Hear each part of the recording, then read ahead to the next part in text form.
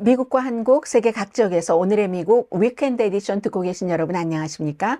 강희신입니다. 네, 오늘은 이제 선거가 끝나고 나흘째 되는 날입니다. 이제 거의 여러 가지 원인이라든가 트럼프 후보가 왜 그렇게 엄청나게 압승을 했는지, 카멜라 해리스 후보는 왜 그 같은 완패를 했는지에 대해서도 이제 나름대로 다 의견이 굳건하게 조금 어느 정도 굳건하게 자리 잡으셨을 것 같고요. 그래도 아직도 우리가 잘 뚜렷하게 마음에 담지 못한 그런 부분들도 있고, 이제 선거도 끝났고 지난 몇 개월 동안은 미국의 정치에 대해서 집중적으로 보도를 해드렸습니다만은 앞으로도 한동안 가기는 갈 겁니다. 트럼프 당선자가 인수위원회에서 어떻게 이제 다음 주부터는 장관 후보 물망에 오른 사람들을 내놓을 것인가, 그리고 또 뭐 10월 11월 12일이 되면은 다음 주네요. 바이든 대통령이 이스라엘에 뭔가 이거 해라 하지 않으면은 우리가 무기를 주지 않겠어 라고 얘기한 게 있고, 그러면 네타냐후와 트럼프 당선인은 어떻게 접촉을 할 것이며, 뭐 우크라이나 문제도 있고 뉴스는 많을 겁니다. 그래도 앞으로는 들어갈 수 있는 부분이 있다면 우리가 이번에 놓친 게 너무 많아서 왜 미국 전반에 걸쳐서, 그래서 정말 미국에서만 일어나는, 진짜 this is only in LA가 아니라 only in US라고 할까요? 아메리카라고 할까요?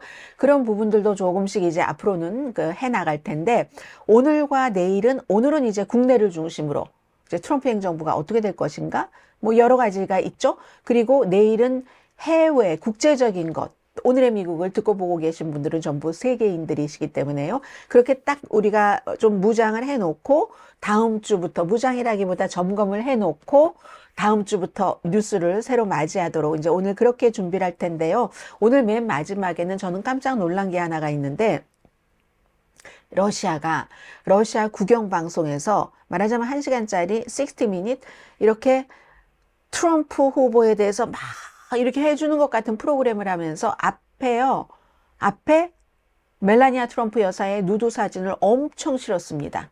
그리고 남자 앵커가 막 설명을 해요. 그게 어떤 건지 이제 그 부분은 맨 마지막에 조금 전해드리겠고요. 이게 의미가 무슨 뜻인지 여러 가지로 생각을 해볼 수 있겠죠. 축하한다고 하면서 결코 좋다고 할 수는 없잖아요. 왜냐하면 그런 것들이 X에 올라왔을 때 많은 사람들이 반응이 있으니까. 러시아가 그걸 몰랐겠어요? 블라디미르 푸틴이 트럼프에게 너무 축하한다고 한껏 치켜 세워놓고는 왜 하필 멜라니아 트럼프 여사의 누드 사진을 그렇게 많이 내보내면서 설명까지 할까? 그것도 좀 이상한 부분이거든요. 오늘 이런 순서로 전해드리겠습니다. 먼저 정말 미국에서 있을 수 있는 일을 오늘 두 가지를 앞에 먼저 전해드리자면 미시시피주와 오하이오주입니다. 오하이오주는 스프링필드라는 데서 이 트럼프 당선자와 부통령 당선자가 IT 이민자들이 애완동물을 먹는다고 해서 막 대피 소동도 있었고 폭발물 위협 때문에 그랬던 곳이잖아요. 그 두 군데서 일어나는 일, 미국의 단면입니다.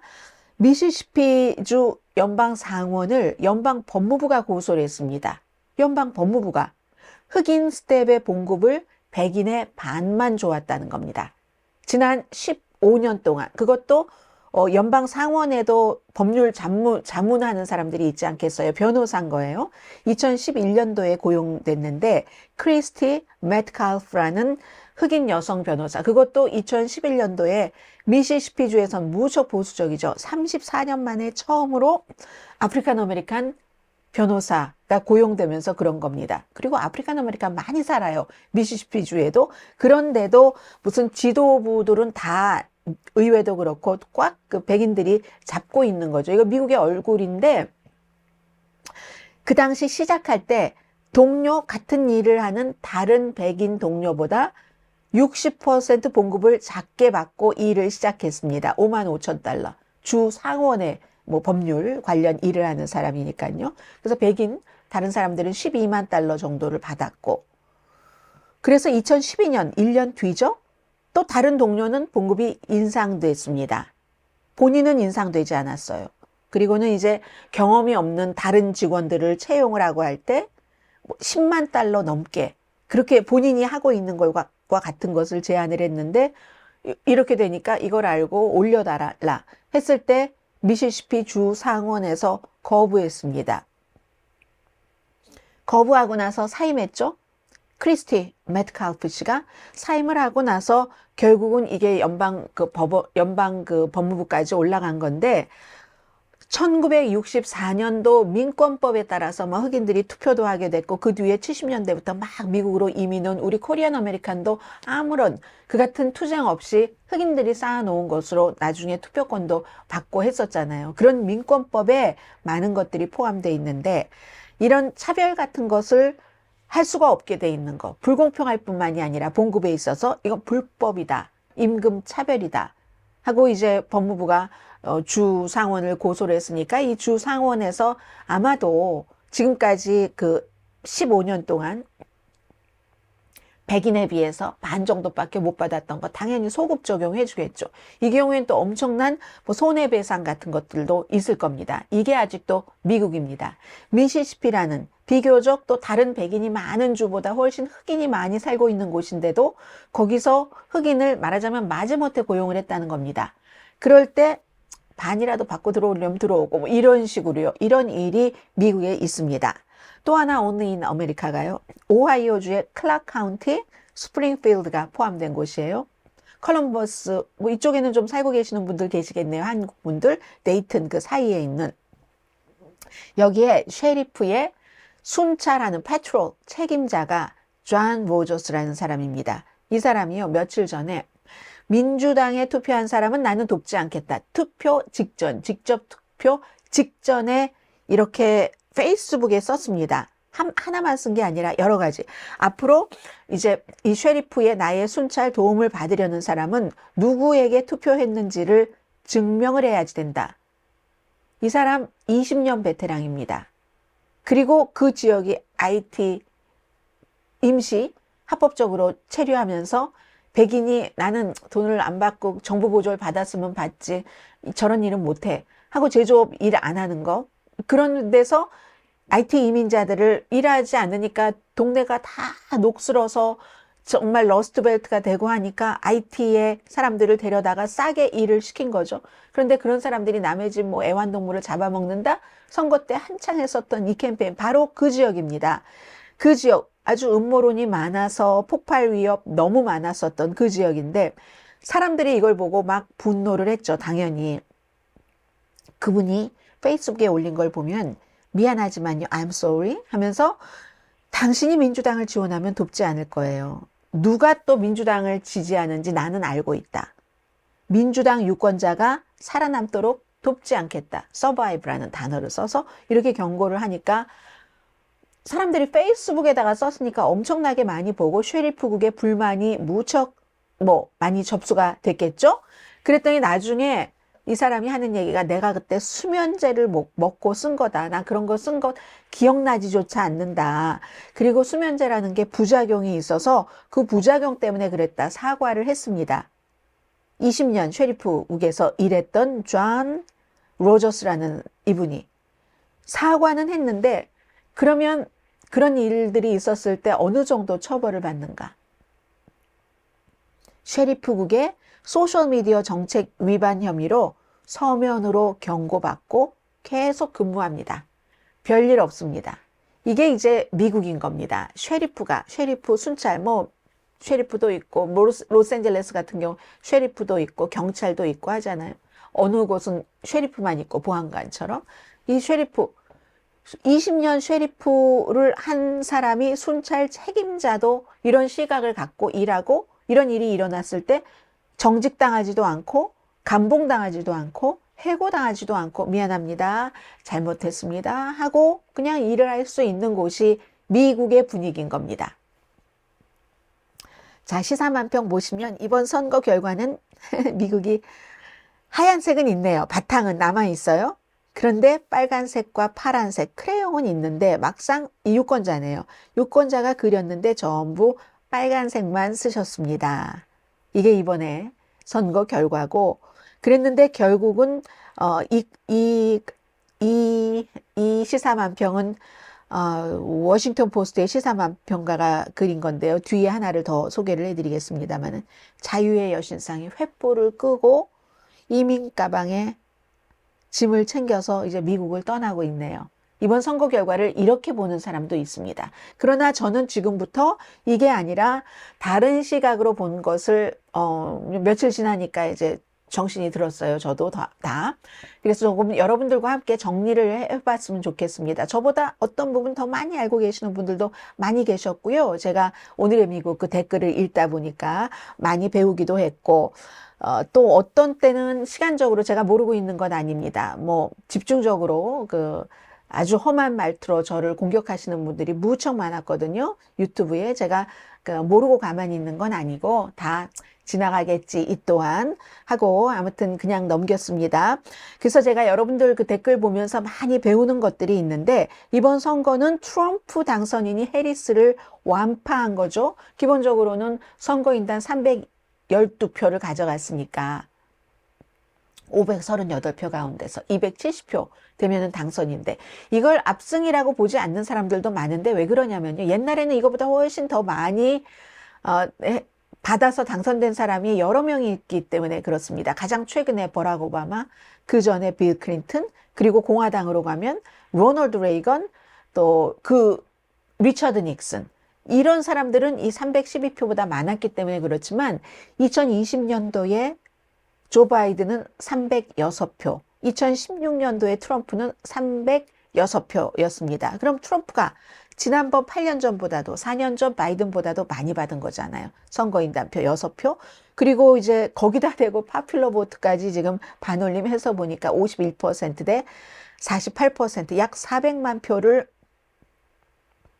트럼프 후보가 더 많이 받았습니다. 지난번에는 바이든 후보가 700 몇십만 표 많이 받았고 그 전에는 힐러리 클린턴이 300 몇십만 표 많이 받고 트럼프에게 졌고 이거는 여론조사에서 또 한 번 트럼프 후보 지지층을 과소평가했다. 트럼프 후보의 파워를 과소평가했다는 게 증명이 된 거죠. 왜냐하면 그 당일날에도 그렇지 않다가 며칠 전까지 그렇지 않다가 538이라든가 모든 매체 아주 많은 사람들이 인용을 하는 그런 매체에서도 지금 약간의 차이로 카멜라 해리스가 앞서가는 물론 뭐 0. 몇 %밖에 안 되고 하지만 그런 것들이 블루월이 그랬잖아요. 근데 이거 해보니까 다 달라졌다는 거죠. 2016년도에 트럼프가 대통령이 됐을 때도 우연이 아니고 지금도 우연이 아니라는 거죠. 뭐 블레임 게임 민주당에서 엄청 시작됐지만 기본적으로는 트럼프 당선자의 확장성이 너무나 컸기 때문에 이건 레드 웨이브 맞습니다. 우리가 지난번 중간선거 때 블루 웨이브였고 그 전에 바이든이 당선될 때도 블루 웨이브였습니다. 그 당시에 뭐 레드 웨이브가 있을 거야 했는데 블루 웨이브였거든요. 이번에 레드 웨이브는 왜 더 놀랐냐면은 트럼프 그 후보와 JD 벤스 후보가 굉장히 선거 유세에서 뭐 여성차별, 뭐 남녀차별, 뭐 인종차별 이런 언어를 노골적으로 했는데도 불구하고 이렇게 엄청나게 많은 지지를 받았기 때문에 확장성 때문에 너무 놀랬죠. 어느 정도냐면요. 트럼프 당선자는 미국의 그 카운티, 이긴 거 카운티를 합치면 한 2,850군데 카운티, 인구가 주로 많이 사는 지난번 때보다 이렇게 더 많이 받았어요. 이렇게. 근데 그에 비해서 해리스 후보는 지난번 하면은 바이든 대통령 때죠. 그때보다 더 많이 표를 받은 카운티는 231개 카운티밖에 안 됩니다. 그리고 이것도 대체적으로 조지아주가 카운티가 많잖아요. 조지아주하고 노스캐롤라이나주에서 많이 그랬습니다. 왜냐하면 이것은 허리케인이 있었던 곳이기 때문에 투표율이 낮았고 했었던 그런 지역이잖아요. 그리고 심지어는 뭐 원주민이 많은 뭐 노스캐롤라이나의 특정 지역 여기서도 트럼프 후보가 9%포인트나 앞서갔거든요. 어제 어떤 분이 가짜뉴스 사이트 리딩 리포트인가 그래요. 그 아예 X에 보면 어카운트가 있거든요. 그걸 위키피디아에 여러분께서 넣어보시면은 그거는 그냥 페이크 뉴스 사이트라고 나와 있습니다. 그걸 이제 이랬어 뭐 원주민계 그 아메리칸 원주민계에서도 뭐 트럼프 후보가 거의 70%라고 얘기를 하셨던 것 같아요. 그렇지 않습니다. 차이가 가장 많이 난 데서도 노스캐롤라이나 같은데 9% 이런 차이가 나서 제가 그런 리딩 무슨 뭐 리포트 이런 데는 아예 그냥 대놓고 가짜를 만들어내는 곳이에요. 가짜 사이트다. 그걸 일론 머스크가 승인을 해주는 거고 그걸 이제 지금 말씀드리면서요. 로버슨 카운티 그리고 뉴저지주에서도 4년 전에 바이든 당선자가 16포인트 차이로 이긴 곳이 이번에 해리슨을 이기기는 했지만 5% 차이밖에 안 났습니다. 여기서 여러 가지 이슈에서 공통적으로 우리가 다 알고 있는 것은 경제, 이민이죠. 특히 라틴계 남성들, 수입이 좀 작은 그런 남성들 사이에서 차이가 많이 났고 그리고 또 젊은 남성들은요. 어제 월스트리트저널이 그런 보도도 했던데 트럼프 그 당선자의 18살 아들이 아버지에게 아버지 이런 데 가서 하면 좋아요. 그래서 아버지가 갔잖아요. 그게 어디냐. 아버지가 가서 얘기할 때 트럼프 후보가 나 솔직히 개념도 몰라. 우리 아들이 당신 인기 있다고 얘기 좀 전해달라고 했어 하면서 젊은 사람들이 기본적인 이런 뉴스 사이트나 이런 거 하나도 안 보고 주로 이제 좀 뭐 과격하게 말도 험하게 하고 그리고 이제 그 포르노그래피 같은 이런 것들도 다루고 게임이 굉장히 중심이 되는 이런 젊은 사람들 그 팟캐스터 같은 데에 많이 출연을 했죠. 그게 굉장히 도움이 됐을 것이라는 거고 조 로건은 뭐 여기에 비하면 또 구시대인 겁니다. 조 로건 같은 사람과 인터뷰한 것은 남성들이 많이 보잖아요. 그런 조 로건과의 팟캐스터 인터뷰는 4,700만 뷰가 나왔을 그럴 정도니까요. 남성들이 좋아하는 것은 거듭 말씀드리지만 남성들이 여성들보다 돈을 적게 법니다. 대학도 덜 갑니다. 대학 졸업률이 남성들이 여성보다 낮고 그러니까 돈도 적게 벌고 그래서 뭔지 한국에서 한동안 이준석 한나라당이 아니고 뭐죠? 국민의힘 대표가 선거 치르고 할 때 그랬었던 것처럼 그냥 여성 혐오 같은 것들이 있는 겁니다. 미워서. 그래서 그런 남성들을 쫙 모은 거죠. 그게 굉장히 생각보다 더 강했다는 겁니다. 그러니까 이번에 인수위원회의 공동의장도 그 UFC 말고 뭐죠? 레슬링 뭐 엔터테인먼트 협회의 회장이잖아요. 또 한 사람은 좀 돈 많이 갖고 있는 그런 사람이고 그리고 그 두 아들은 이번엔 다 인수위원회에 들어갔습니다. 그래서 이렇게 남성성을 굉장히 강조를 했잖아요. 헐크 같은 사람 등장하고 이게 또 남성성이면서 노동계층의 그게 여성보다 돈을 덜 벌고 하니까 이 경제적인 문제, 라틴계가 굉장히 많이 갔다 하는 이런 걸 알 수가 있고요. 그렇다면은 또 성별적인 문제도 아주 컸습니다. 여성인데다가 미국에서 200년 넘게 여자를 한 번도 대통령으로 선출한 적이 없었잖아요. 그런데 이건 게다 대고 백인도 아닌 아프리칸 아메리칸? 이런 혐오, 이 혐오도 역시 젊은 사람들, 젊은 남자들. 왜 내가 여자보다 예전에는 뭐 괜찮았는데 우리가 이렇게 특혜를 못 받지 특혜라기보다 어쨌든 지금 이렇지 않은 그런 약간의 그 여성 혐오도 있으면서 제가 이건 회사에서도 느낍니다. 여자면서도 여자 싫어해요. 여자가 어떻게 대통령을 할 수 있느냐고. 말을 이렇게 노골적으로 하진 않지만 우리는 그 말하는 걸 들으면 알잖아요.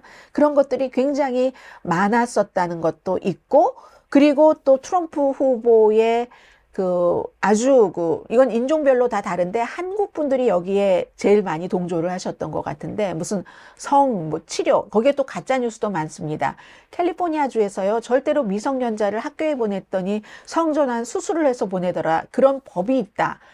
그리고 만약에 부모가 그걸 허락하지 않으면 아이를 뺏는다. 이런 법 없습니다. 캘리포니아주에. 그러나 민주당은 기본 자체가 성소수자, 남자와 여자하면 여자가 약하니까 약한 사람, 뭐 유색인종, 이거를 보호하는 게 지금까지의 민주당의 기치였어요. 근데 이번에는 그 소수인종, 특히 라틴계의 어떤 뭐 인권에만 너무 치중을 했다는 거죠. 경제 같은 것은 생각을 안 하고. 아무튼 그런 소수의 모든 것을 보호한다 하는 것들이 지나쳤다고 생각하시는 분들이 굉장히 많은 겁니다. 성별도 뭐 she, he 하는 게 아니라 무슨 뭐 they, them 뭐 이렇게 한다던가 이게 그 노동계층 사람들에게는 굉장히 거부감을 줬고 한국 분들 가운데서는 교회 다니시는 분들 엄청 거부감 많이 가지셨잖아요. 한국 분들뿐만이 아니라 히스패닉계, 라틴계도 다 그 마찬가지였고 이거는 어떻게 보면 문화 전쟁을 이제 민주당이 좀 지나치게 했다. 이렇게도 보고 있는 거고요. 또 수십 년 만에 백인 유권자가 늘어났답니다. 다 알고 계시는 것처럼 미국의 백인 인구가 줄어들어요. 줄어드는데 어떻게 이번에는 지난번에 백인 유권자가 67%에서 71%까지 나왔습니다. 4% 굉장히 큰 폭이잖아요. 그리고 백인은요, 거의가 트럼프를 찍었을 겁니다. 뭐 거의라고 말씀드릴 수는 없지만 백인이 아프리칸 아메리칸 그 여성 카멜라 해리스를 찍기는 쉽지는 않을 거죠.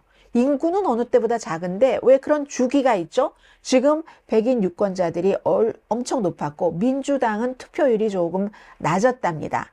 이런 부분들이 있고 또 여론조사의 트럼프 과소평가 말씀드렸죠. 52년 만에 처음으로 2016년에도 20년에도 2024년도에도 이게 트럼프에 대한 과소평가 여론조사. 그리고 이게 왜 중요하냐면 끝까지 마음을 정하지 못한 사람들이 많은데 며칠 사이에 마음을 정한 사람, 당일날 마음을 정한 사람은 트럼프 후보에게 훨씬 많이 캠페인을 했답니다. 이런저런 이유가 있는데요. 그렇다면 과연 해리스는 이렇게 큰 폭으로 지고 보니까 아무리 캠페인을 잘했어도 처음부터 이길 수가 있었던 거야? 하는 의문이 나오는 거죠. 이길 찬스가 있기는 했었던 거야? 코비드 이후에 세계 개발 국가들이 돈을 많이 찍어냈었고요. 그로 인해서 공급망도 이상했었고 해서 인플레이션 된 거 다 맞아서 세계 집권당들이 지금 다 나가 떨어지고 있어요. 아시아의 일본부터 무슨 유럽의 영국, 프랑스까지 코비드로 인한 인플레이션이 엄청 사람들을 힘들게 했었고 바이든도 피하지 못한 거죠. 인플레이션, 가격 인상, 경제, 이민 이런 거. 그런데 그 사이에 107일 날짜를 가졌어요. 카멜라 해리스가 새로운 얼굴로 이걸 다 할 수 있었는가? 이 107일 정도면은 버락 오바마나 빌 클린턴처럼 정치적으로 엄청나게 재능이 있는 사람도 하기 힘든 그런 시간으로 보는 사람들이 많더군요. 그런데 이게 만약에 그러면 이제 또 바이든에게로 가는 거예요. 바이든이 6월 27일에 토론에서 엉망진창했습니다. 그러면 지금 와서 많은 사람들이 저는 아마 오늘의 미국을 그 당시에 들으셨던 분들은 기억하실 거예요. 저는 해리스로 바로 가는 것에 찬성했었던 사람 아닙니다. 어떤 형태든 이게 예비선거를 치러야지 된다라고 생각을 하고 있었고 방송에도 그렇게 방송을 했습니다. 했고 그런데도 불구하고 왜 민주당에서 해리스를 그 짧은 시간에 선택을 할 수밖에 없었는가? 바이든 대통령이 6월 27일에 토론에서 와장창 무너지고 나서 금방 그만둔다고 한 것도 아니고 첫 번째 트럼프 후보에 대한 암살 시도가 있고 난 뒤에서야 토론 망치고 3주일 뒤인 7월 21일에 사퇴하겠습니다 했습니다. 그리고는 1시간 만에 카멜라 해리스를 지지한다고 했어요. 그러면 시간이 이미 너무 없었던 거죠. 저는 그럼에도 불구하고 무슨 조시 샤피로라든가 핏 브리저즈라든가 무슨 뭐 너무 많은 미시건 주지사라든가 일리노이 주지사 등등 너무 많은 인재들이 켄터키 주지사 있었기 때문에 그렇게 그랬으면 했는데 민주당은 시간이 없고 분열만 되고 그 당시에는 또 팔레스타인 이스라엘 간의 이런 것 때문에 학교에 어떠한 그 시위 같은 것도 엄청 났고 그때는 방학이긴 했지만 그게 이제 개학하면서 엄청날 수도 있다는 그런 생각과 전당대회장에 몰려오는 그걸 말씀드리는 겁니다. 전당대회장에 사람들이 몰려가서 엄청나게 시위를 하겠다 이런 여러 두려움 때문에 다른 민주당에서도 낸시 펠로시도 미적미적 하다가 결국은 해리스를 지지하고 말았고 버락 오바마가 제일 늦게 지지를 했습니다. 그 107일 동안 다른 사람들 다 그냥 어떻게 힘을 써보지도 못하고 해리스가 딱 그 낙점이 됐는데 해리스의 능력에 비해서는 그 이후에 7월 21일 이후에 11월 5일까지 기간이 너무 길었다고 보는 사람들이 있습니다. 차라리 빨리 선거를 했으면 이길 수도 있었을 텐데 이 기간이 길어지면서 인터뷰하면서 결정적인 실수는 가장 해리스에게 친절한 The View라는 ABC 프로그램에서 많이 무너졌죠. 바이든이랑 사람들이 지금 보니까 바꾸고 싶은 거잖아요. 경제, 국경 때문에. 그런데 바이든이랑 다른 게 뭐가 있냐니까 생각하다가 지금 딱히 생각나는 게 없다고 기회를 완전히 차버렸습니다. 그때도 이미 여론조사가 나왔었죠. 미국 사람들의 약 70%는 나라 방향이 잘못 가고 있다고 생각한다는 거. 방향이 잘못 가고 있는데 나는 현 바이든 대통령과 다른 게 하나도 없는 것 같아. 이렇게 얘기를 하니까 이게 이제 그 민주당도 그렇고 뭐 무당파 사이에서는 훨씬 더 깎아먹는 게 되는 거죠. 아무튼 그래서 중도에게도 확신을 주지 못하고 약간 중도로 해리스가 오기는 했지만 이게 만약에 선거 결과가 약간의 차이가 있었다. 트럼프와 해리스가 이렇게 얘기하면 사람들은 비난들을 많이 할 겁니다. 바이든이 너무 늦게 그걸 그만뒀어. 뭐 아니면 뭐 블라디미르 푸틴 그쪽에 뭐 외부에 뭐가 있었어. 그 밖에도 너무 많은 이슈들이 있겠죠. 무슨 너무 젊은 사람들 뭐 팟캐스터들 뭐 이걸 또 트럼프가 너무 잘 활용했다. 일론 머스크가 돈 주는 것은 가만히 있으면서 이런 등등. 그러나 이건 지금 민주당으로서는 그렇게 하면은 변명밖에 안 됩니다. 너무 샌프란시스코도 로스앤젤레스도 전부 이건 또 경제 이슈와 관련해서 해리스에게 더 많은 표가 나왔지만 과거보다 민주당 대 공화당 표 사이가 너무 줄어들었잖아요. 한마디로 버니 샌더스 얘기를 어제 낸시 펠로시 전 하원 의장을 받아들이지 않지만 민주당이 원래는 성소수자는 또 너무 다가갔다는 거고 그리고 제일 중요한 기반은 노동계층이잖아요. 블루칼러. 이 블루칼러에 대해서 잘 돌보지를 못하고 이걸 트럼프 후보가 너무 잘 돌본 거죠. 말로. 앞으로 행동으로도 잘 돌볼지도 모르겠어요. 그래서 이제 그걸 잘 돌보지 못하고 민주당은 너무 엘리트 당이 됐다는 겁니다. 고등교육 받은 사람들. 이런 식으로. 그랬기 때문에 이거는 민주당이 언제 엘리트의 정당이 됐지? 이거 반대잖아요. 원래는. 공화당이 무슨 엘리트, 돈 많이 벌고 부자 이런 사람이고 민주당은 노동계층 이랬었는데 야 이게 이렇게 돼버렸기 때문에 민주당은 지금 어디부터 어디까지가 잘못됐는지를 여전히 서로 자숙하고 있는 그런 그 민주당의 분위기입니다. 그런데 여기서요 제가 이번 주에 많은 분들의 엄청난 그 야단을 맞고 비난을 받고 그리고 그것도 뭐 댓글창 보신 분들은 아시겠지만 너무너무 예의 없게 너무 지나친 욕을 한다던가 하는 건 지웁니다. 분명히 말씀드리지만 다들 불쾌하잖아요. 그러는데 저도 굉장히 많이 지금 야단을 맞았는데 저야 제가 무슨 현장 취재 기자도 아니고 사실 이제 쭉 보는 것을 가지고 가는데 보는 것들이 다 틀렸다는 거예요. 저를 포함해서. 민심을 못 읽은 거죠. 그게 분명한 거죠. 그런데 지금부터는 뭐 이 방송을 들으시면서 해리스를 지지하셨거나 앞으로 트럼프가 어떻게 될 것인가를 아주 좀 우려하고 계신 분이나 모든 트럼프의 지지자나 사실은 다 같은 사람들이잖아요. 다 같은 사람들이고 이렇게 보면은 학교에서 교수님들이 얘기하시는 거 보면 학생들이랑 막 토론해 보라고 하잖아요. 그럼 학생들 가운데서도 트럼프를 지지하는 학생들이 많이 있죠. 특히 이제 종교적으로 낙태는 절대 안 돼. 뭐 이런 생각을 어렸을 때부터 갖고 있었던 집안 분위기 때문에 그런 학생들은 특히 트럼프 후보를 지지를 하고 하는데 그렇다고 해서 트럼프 후보를 싫어하는 사람이나 트럼프 후보를 지지하는 사람이나 겉으로 보긴 똑같거든요. 그냥 똑같이 평범하거든요. 그런데 트럼프에 대한 지지가 나오고 누가 거기에 대해서 반박을 하면 굉장히 평소보다 더 거칠어지는 거. 물론 트럼프의 그 지지층이 트럼프의 여러 가지 그 거친 말과 가려지지 않은 표현 이런 것들을 좋아하기는 합니다만은 그래도 어쨌든 대체적으로 우리에게 우편 배달을 해주시는 분 가운데서도 해리스 지지자와 트럼프 지지자가 있고 당연히 커피숍의 바리스타도 마찬가지예요. 젊은 사람도 젊은 사람 가운데서도 이거 뭐야 여자들이 다 이러든가 아니면 제가 말이야 나는 학교 다닐 때 고등학교 다닐 때 공부를 좀 안 해서 대학을 안 갔더니 제가 나랑 야 똑같은 고등학교 나는데 저 여자애는 왜 이렇게 많이 벌고 이런 심정이 있을 수도 있는 바리스타도 있고 아니면 우리가 장에 가서 카트에 부딪히는 사람들도 그렇고 세계 다른 나라에서 미국을 바라보시는 것도 마찬가지입니다. 해리스 지지자나 트럼프 지지자나 기본적으로는 비슷한 것들이 많아요. 그런 점들 왜 저분들을 찍었을까? 저는 이제 첫날 그 다음 날부터 한 수요일 밤부터 좀 이해가 많이 되기 시작했습니다. 어떻게? 여성 이민자, 소수인종에게 그렇게 끔찍한 말을 쉽게 했었던 사람을 사람들이 저렇게 찍을 수 있지? 근데 사람들은 다 나같지가 않은 거죠. 그것보다 더 중요한 것들이 그분들께는 있었고 그 더 중요한 것들이 더 많았던 거죠.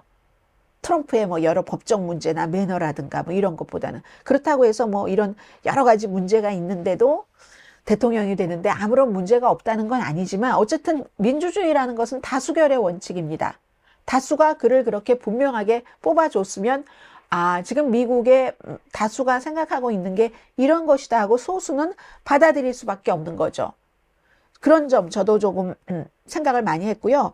자, 시사만평을 보시면 트럼프 아주 트럼프 그 대중교통수단이네요. 우리가 맨 앞에 있어요. 라티노 for 트럼프. 라티노가 가장 트럼프 후보와 JD 벤스 후보에게 인종차별적인 발언을 많이 들었는데도 그것보다는 인간적인 모욕보다는 돈이야. 왠지 뭐 누구는 바이든 탓이라고 하고 바이든 탓이 아닐 수도 있다고 하지만 어쨌든 나는 기억이 트럼프 때가 좋았어. 경제가 이렇게 되는 거죠. 네, 자, 그래서 그렇게 됐고요. 각 인종이 다 다른 목표로 백인 절대로 소수 인종들에게 빼앗길 수 없다는 거. 라틴계 남자는 많이 말씀드렸고 처음에는 이제 라틴계 남자와 중간 거의 끝부려면은 선거 다가왔었을 때는 흑인 남자들도 이 경제적인 이유로 이탈표가 많다 했는데 흑인 남자들은 이 인종이 그래서 중요합니다. 결국은 이렇게 차 올라가는 그런 완전히 바이든 때만큼은 아니었지만 그래도 좀 채워지기는 했습니다. 미국이요. 모든 문제 다 해결되고 아니면 이거 해결되지 않으니까 뭐 포게리 타자 하자 뭐 이렇게 하고 가면은 맨 마지막에 남는 건 인종 같습니다.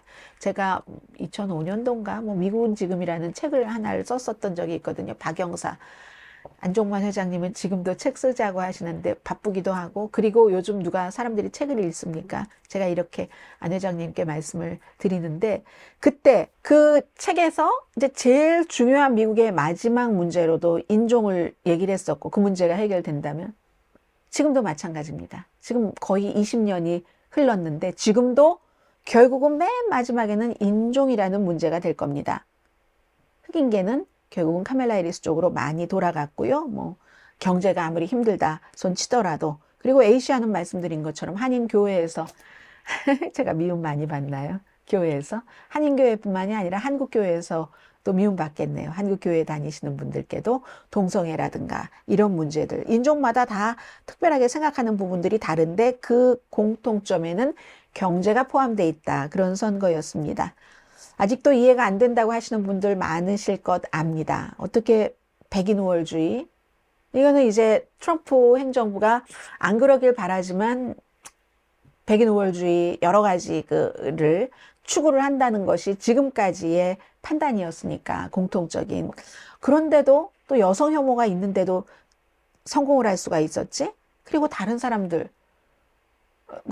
나보다도 세금을 덜 내는데 그 여러 가지 법적인 문제가 많잖아요. 아무리 마녀 사냥이다라고 얘기를 해도 전혀 안 일어났던 일이 일어난 것들이 아니기 때문에 그래서 야 어떻게 이런 일이 일어날 수가 있을까 절대로 이해하지 못하는 분들도 계실 것 같은데 저는 조금 이해할 수 있을 것 같아요. 이제 그분들의 신발까지 그 신발 속 안에 제가 미국말 표현에 그런 거 있잖아요. 그 사람 신발 속을 들어가서 신어보지는 않았지만 난 적어도 오픈 나는 그렇게 중요하게 이런 거 뭐 캐릭터, 민주주의 이런 걸 생각하지만 이것이 아닌 사람들도 너무너무 많은 그게 더 많은 거구나. 이런 걸 저는 이번 선거에서 배웠습니다. 그러니까 모욕당하는 그런 인종이 모욕당하면서도 투표를 할 수밖에 없는 이제부터는요. 트럼프 그 당선인이 잘해야죠. 미국을 위해서도 세계를 위해서도 임기 1기보다 지금 우려가 많이 있지만 맘대로 사람들을 충성파를 세워서 좀 무리하게 할 것이다라고 얘기하지만 또 안 그럴 수도 있다고 저는 희망을 갖고 싶습니다. 트럼프 후보는 이번이 마지막이잖아요. 마지막이니까 본인의 레가시를 챙기는 건데 그 레가시를 글쎄 나쁘게 챙기고 싶을까? 뭐 이런 생각도 들지만 그때 또 누군가가 사람은 안 변하는데요. 본인 이득대로 아마 그렇게 국가를 운영할 겁니다. 이렇게 얘기하시는 분들도 많지만 또 사람은 안 변하지만 사람은 또 변합니다. 그리고 또 트럼프의 예측 불허한 그런 또 뭐라고 하나요? 그런 또 장점들이 뭐 정치에서 있을 수도 있으니까 희망을 아무튼 가지면서 해보는 겁니다. 기본적으로 불법 이민자들 대량 추방부터 하고 대단한 세금 감면, 수입품에 대한 전면적인 관세, 약속 공약한 거 빨리 이행하면 처음에는 좋아할 수 있어요. 불법 체류자들이 나가네. 많이 못 내보냅니다. 돈 때문에. 관세, 다른 나라에게 말이야. 그게 여러분들께 또 다 부담이 돼서 인플레이션 될 겁니다. 그리고 또 뭐가 있나요? 뭐 반대했던 사람에게 보복을 할까요, 안 할까요? 이건 좀 안 했으면 좋겠는데 한다고 하고 어프렌티스 트럼프 후보가 이렇게 대통령까지 되게 된 데는 그 어프렌티스라는 텔레비전 프로그램을 통해서 인지도가 높아졌죠. 그것을 오랫동안 같이 했었던 그 마케팅의 총책임자는 보복하는 사람이다. 그게 제일 중요한 특징이다라고 했으니까 이 점은 좀 어떻게 될지 모르겠어요. 아무튼. 그리고 지금 장남이 열심히 일하고 있습니다. 인스팀에서. 어떤 보도를 보니까 우리 아버지보다 자기가 똑똑하다고 생각하는 사람은 기용하지 않겠어. 이런 말까지 했다고 하는데 그러나 저러나 아무튼 인수팀도 잘하고 트럼프 당선자도 잘해서 미국을 아주 좋게 이끌었으면 좋겠다 하는 건데 이런 사람들이 이제 앞장서는 겁니다. 브레이킹 더 테이프를 끊는 사람 가운데는 47대 트럼프 대통령 아주 젊네요. 그리고는 왼편 보면 아들이 있고 장남만 있네요. 둘째 아들은 없고 옆에가 일론 머스크 X, 뒤가 스티브 배넌이군요. 얼마 전에 감옥에서 나온. 그리고 오른쪽으로 가면은 로버트 케네디 주니어 그리고 누군가요? 털시 게벌드가 있고 또 터커 칼슨 이런 사람들이 터커 칼슨은 마이크를 딱 쥐고 있잖아요. 열심히 해서 Magnificent Seven 그런 영화 있잖아요. Do not forsake it, oh my darling. 그거는 하이눈이고 이런 뭐 아무튼 이런 영화 제목과 똑같네요. 이렇게 왔습니다. 대단한 7사람들이. 그래서 일론 머스크를 좀 말씀드리면 뭐 딱 되고 나서 자산이 뭐 몇 시간 만에 200억 달러가 늘어났다고 하잖아요. 테슬라 주식값 엄청 올라갔고 그리고 여기서 끝나는 게 아니라 2년 뒤면은 중간 선거가 있습니다. 그 중간 선거에서 정치행동위원회 지금 정치행동위원회에서 뭐 1억 달러 이상 쓰면서 열심히 도와서 트럼프가 당선됐습니다. 1억 달러 이상 썼어도 몇 시간 만에 200억 달러 벌었다잖아요. 그래서 이제 뭐 공식적으로 어떤 장관 이런 걸 할지는 모르겠습니다만은 그래도 정부 무슨 예산 뭐 효율성 이런 기구에 대해서 어느 정도 일할 것을 뭐 발표를 했기 때문에 연방정부의 예산을 3분의 1, 2조 달러는 줄일 수 있다. 이렇게 얘기를 했고 일론 머스크는 19개 여러 가지 소송이 진행 중입니다. 다 거기서 살아나겠죠. 트럼프 당선인처럼. 그리고 들어보니까 스페이스X요. 본인 그 우주항공회사 거기에 간부들을 국방부에 넣어달라고 지금 트럼프 후보에게 요청을 하고 있답니다. 뭐 테슬라가 이 일론 머스크의 자산의 대부분인데 정부가 어떻게든 테슬라는 트럼프 당선인이 해줄 것으로 전문가들은 보고 있고요. 일론 머스크를 보면 우리는 뭘 봐야지 되는가? 예측 불가능한 사람이잖아요. 트럼프 당선인만큼이나 예측 가능한 것은 일론 머스크에 대해서 그의 개입이 어떤 식으로 될지 그가 어떠한 것을 제안을 할지 예측하기가 불가능하다는 것. 그런 것들이 되고 그리고 이것도 또 알 수 없습니다. 두 남자 사이에 지금은 사이가 너무너무 좋아요. 너무너무 좋은데 그런데 그리고 이제 전혀 다른 사람이니까 신선한 공기 같은 것을 일론 머스크가 그 트럼프 행정부에 넣을 수도 있죠. 근데 지금까지 이렇게 보면 뭐 마리화나를 피우면서 인터뷰를 한다던가 기행이 한두 가지가 아닌 사람이잖아요. 그리고 또 두 사람 다 굉장한 이제 자기애가 강하고 그렇기 때문에 언젠가는 또 사이가 틀어질 수도 있고 뭐 이런 그 여러 가지 일들이 있겠죠. 아무튼 그래서 일론 머스크가 젤렌스키 우크라이나 대통령과 트럼프 당선자가 전화 통화할 때 같이 통화했대요. 25분 정도. 그럼 일론 머스크 푸틴하고도 통화하고 뭐 젤렌스키하고도 하고 벌써 외교적인 분야에도 영향을 미친다라고 생각을 하시면 되잖아요. 그리고 이제 또 뭐 스페이스 X뿐만이 아니라 스타링크 같은 것도 정부와 다 뭐 해야 되는 게 많고 이미 정부와 계약 있는 것도 많으니까 일론 머스크가 최대의 위너일 겁니다. 트럼프 대통령 당선자 빼고는. 네. 그래서 나중에 사업가가 같이 정치로 일을 했었을 때 후회하는 케이스도 많이 있었거든요. 특히 지난번에 렉스 틸러슨 국무장관 엑소모빌의 CEO였잖아요. 그런데 국무장관이었던가요? 마이크 폼페오 국무장관이었는데요. 렉스 틸러슨도 국무장관이었고 마이크 pompeo도 국무장관이었고 마이크 폼페오가 처음에는 CIA 국장 하다가 아주 그냥 자그마한 그런 미국의 레드 스테이트의 연방 하원의원 하다가 CIA 국장 조금 하다가 국무장관 자리를 이어받았죠. 그래서 이 렉스 틸러스는 굉장히 후회하잖아요. 본인이 트럼프 행정부에서 일을 했었던 그런 것들. 이 브로맨스라는 것이요.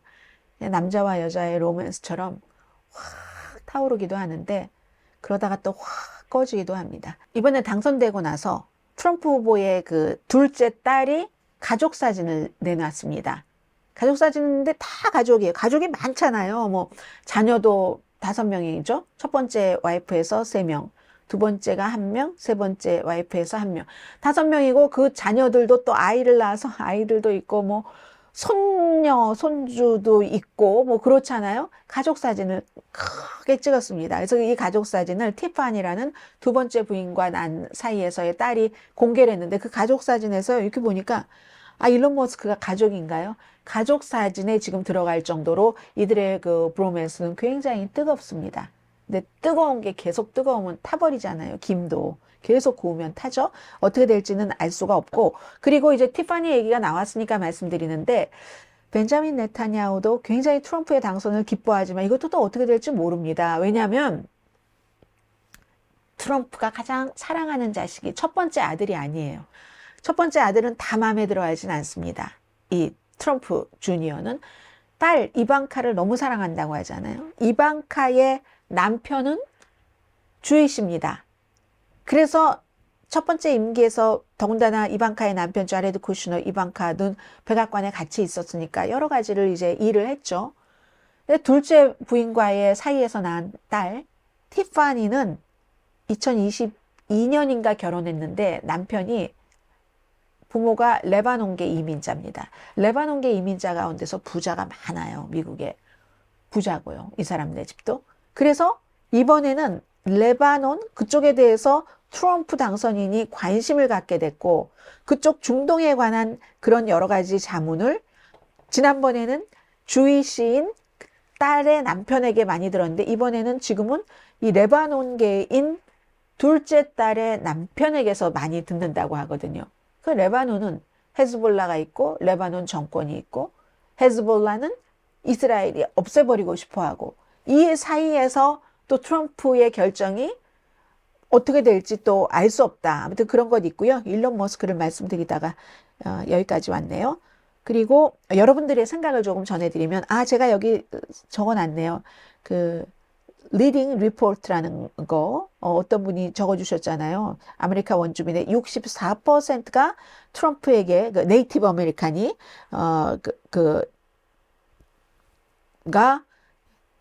투표를 했다. 이거 그 리딩 리포트라는 곳은 가짜 사이트라고 말씀을 드렸습니다. 또 이분은 아이디에서 선명하게 보여지네요. 데모크래트.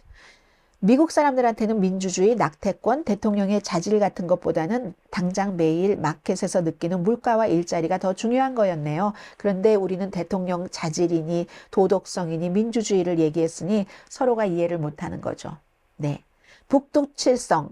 어느 나라나 먹고 사는 것만큼 중요한 게 있나? 민주주의도 배고프면 못한다. 해리스가 낙선한 건 다른 게 아니라 경제 비전을 제시하지 못했기 때문이다. 또 이분은 개빈진 7608님, 서유럽, 북유럽의 인권 수준이 높은 건 복지 시스템이 잘 돼 있어서 삶의 안정성이 높아 그 관대한 사회 분위기 속에서 소수를 위한 인권 정책도 충분히 용인될 수 있었던 거죠. 하지만 민주당의 정책은 복지에 그렇게 과감하지 못한 데 반해서 소수 인권만 지나치게 포커스를 맞추고 있네요. 특히 이미 경제, 지위적으로 성공한 소수자들의 편중된 인권 정책에 대해 경제적인 약자를 위한 정책은 보릿고개 넘기기 수준밖에 안 돼요. 열받을 수밖에요.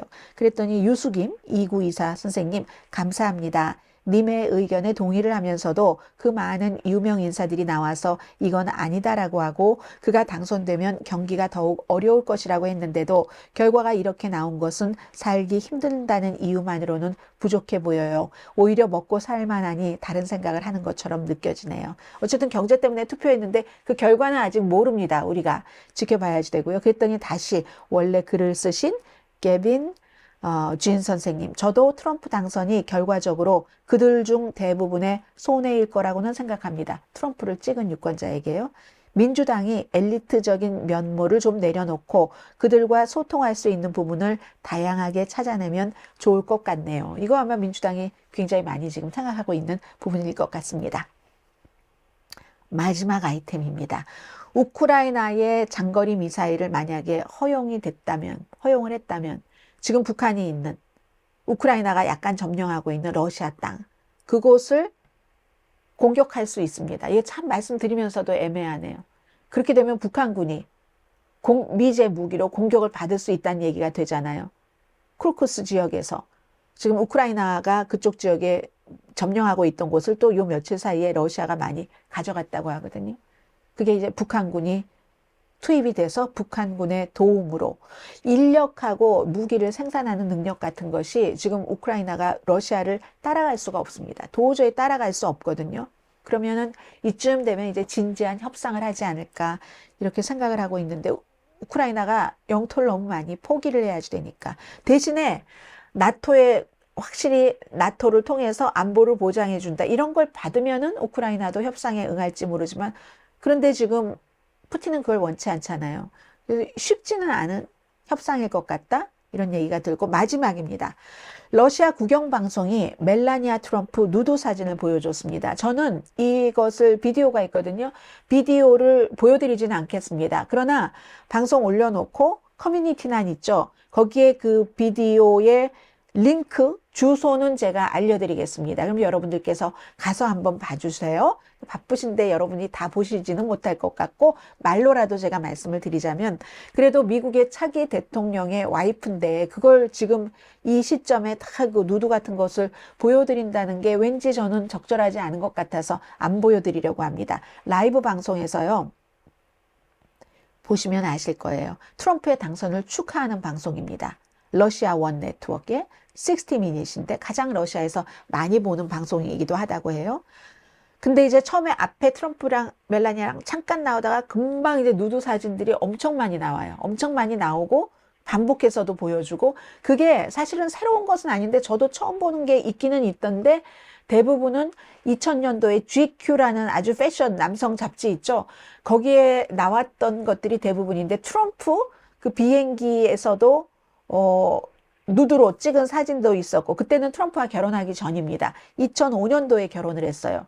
근데 이제 이 사진은 아무튼 2000년도의 사진이라고 하니까 한 9초에서부터 40초까지가 쫙 누드 사진이 보여주면서 남자 여자 진행자가 이렇게 서서 얘기를 하는데 남자만 얘기를 합니다. 그리고 여자 진행자는 웃음을 참아요. 보면은 분명히 그 얼굴에서 보이거든요. 웃음을 참습니다. 이 사람들 뒤에 딱 뭐 멜라니아 트럼프가 누워 있는 거, 서 있는 거, 서서 뭐 손이 위치가 어떻게 이런 것까지 쫙 나오거든요. 그리고 이 앵커들도 부부예요. 남녀 부부인데 사진 하나하나를 남자가 디테일하게 설명을 합니다. 이런 식으로 미래의 미국의 퍼스트 레이디가 뭐 모피 위에 누워 있다. 뭐 개인 비행기에서 뭐 섹시한 그런 그 사진들이 트럼프의 보잉 727기입니다. 그리고 나서 이거 사진을 딱 보여주고 나서 멜라니아 트럼프와 트럼프가 함께 손잡고 이제 무대 같은 데 등장을 해서 키스하는 그런 장면에서 여자 앵커는 계속 이제 웃음을 참거나 아니면 미소보다도 더 진한 웃음을 보여줬습니다. 그랬더니 여기에 막 댓글 달린 거 보니까 러시아가 우리를 보고 웃고 있네? 멜라니아 트럼프가 그래서 선제 공격을 했나? 지난번에 누드가 아름답다 뭐 책에서 뭐 과거부터 계속 그런 뭐 작품들이 있었는데 왜 사람들은 자신의 몸으로 표현하는 것을 더 이상 뭐 아름답게 감상할 수 없단 말인가? 이런 거 막 공격을 했었잖아요. 자기 표현의 예술이다. 역사를 통틀어서 거장급 예술가들은 다 이런 누드를 다뤘었다. 뭐 이런 얘기. 그리고 이제 뭐 슬로베니아에서 태어나서 16살 때부터 모델에서 뭐 이탈리아 같은 데서도 일을 했었고 파리, 밀라노, 뉴욕에서 모델일 때 만났습니다. 그래서 2005년도에 트럼프와 결혼을 했는데 많은 사람들이 러시아가 우리를 비웃고 있네? 당혹스럽네? 샤킹하다. 그렇지만 트럼프는 푸틴이 화가 날 그런 말 못할 거야. 근데 이런 게 다 중요한 게 아니라 왜 러시아가 블라디미르 푸틴이 지금 트럼프를 축하한다고 국영방송에서 프로그램을 만들어서 멜라니아 트럼프의 이것을 이렇게 보여줬을까? 뜻이 분명히 있는 것 같은데 그 뜻이 무엇인지는 저는 잘 모르겠습니다. 이것도 앞으로 이제 국제 정세, 러시아, 우크라이나 이런 여러 가지와 뭔가 연관이 되는 건지 뭐 뜻이 있으니까 그런 것을 하지 않았겠어요? 시사만평이 왜 마지막이 세 번째예요? 자, 시사만평인데 이건